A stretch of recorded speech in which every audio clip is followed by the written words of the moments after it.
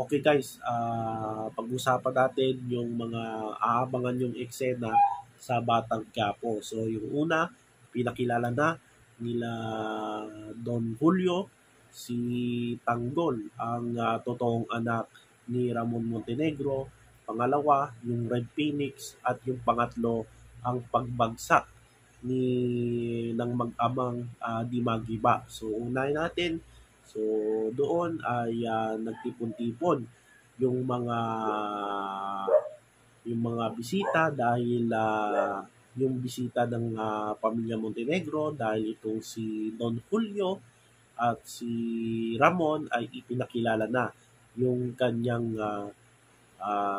totoong anak ni Ramon na si Tanggol na kilala na ngayon na Jesus Nazareno Montenegro.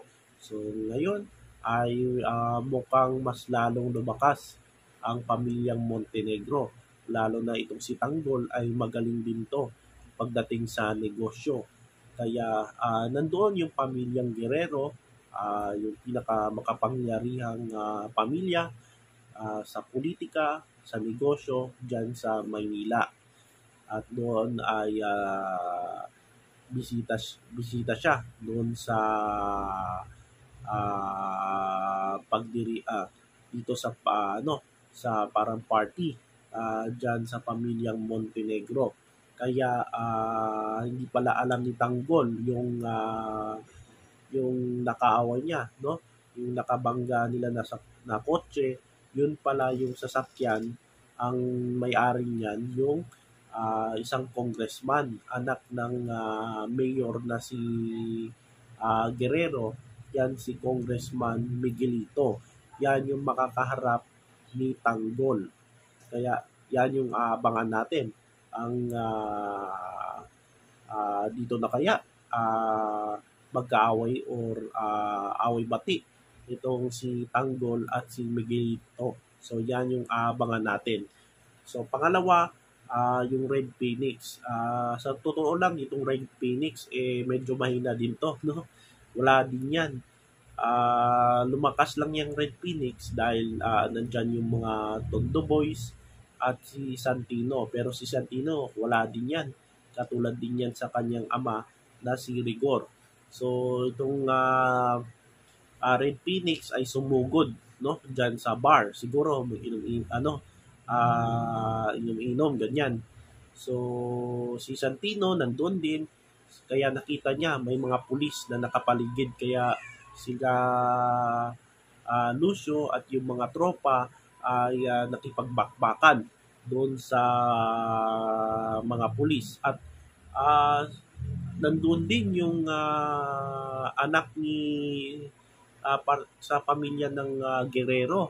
So ang tanong nito baka magkasundo yung Red Phoenix at si Olivia, yung vice mayor, na merong away dito sa mayor na Guerrero. So yan yung abangan natin.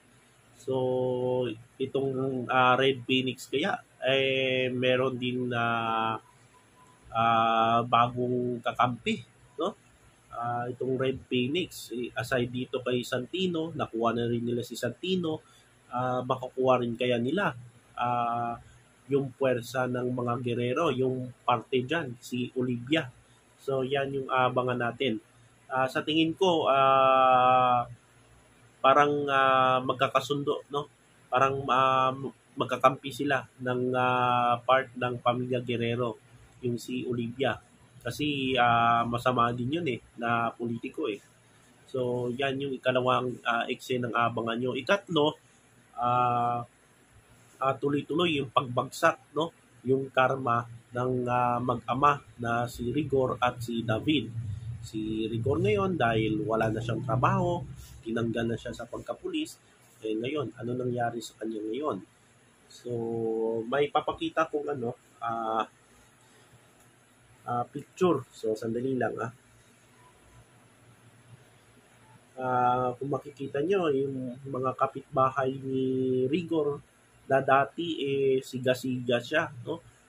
Feeling hari siya sa San Dimas. Ngayon ay yung mga tao ay pinakita nila yung galit dito sa mag-ama. Kaya kawawa talaga si Rigor, no? Wala nang halos kakampi na mga kapitbahay sa kanya, kahit yung kapitan, wala na rin tiwala dito kay Rigor. Dati magkakampi mga yan, pero wala na. Pero ipit ngayon si kapitan tapos sinibihan pa siya ng mayor na papalitan ka na sa pwesto. So, yan, parang dito si Cap, parang nainis na dito sa pamilyang Dimagiba. So, baka papalisin na sila. So, yan yung abangan natin. So, ito yung picture na talagang walang-wala na si Rigor. Ito.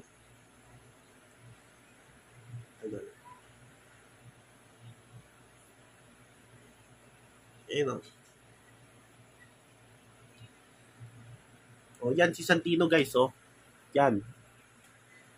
Si Santino ay nakaharap niya yung isang isang Guerrero, no? Parang si Tanggol din, no? Yung forma. Ito. Yan, yung naka-scarf ba yun, no? Si Rigor. Yan. Yan, si Rigor naging parang tingnan mo, yan, no? Yan, si Rigor yan, no? Yun. Diba? Galit-galit siya kay Tanggol dati. No? Dahil gumagawa siya ng kalokohan. No? Nag-hold up siya, nag-snatcher siya nag-snatcher siya. Ngayon, ginawa na ni Rigor. No? Nang-hold up na siya yan sa jeep, no? Katulad na rin siya ni at least si Tanggol kahit mali yung ginagawa niya, yung perang ninakaw niya hindi para sa kanya yan para sa siguro para sa pamilya niya. Itong si Rigor, hindi ko alam kung paano niya galawin itong ninakaw niya. Siguro pambili siguro ng baril, no? Dahil gusto niyang maghiganti dito sa pamilyang Montenegro, itong si Rigor. So ngayon nagiging dahil wala nang trabaho si Rigor, nanggal na siya sa pagkapulis, ngayon ay isa na siyang hold-upper. At ngayon kalaban na niya yung mga pulis. So maging kalaban niya rin niya yung kanyang friend na si Mando. So ito, wala na talaga si Rigor. Yan, no? Yan. So nagiging hold-upper na si Rigor, habang naman si David medyo problemado na rin. Dahil umaasa pa rin siya na makukuha niya yung yaman ng pamilya niya, yung Caballero. Medyo malabo na yan guys at yung mga yaman na yun nandun na kina Tanggol at Divina. So paano na yan, David, no? Kaya umaasa pa rin siya dito sa makukuhang yaman ng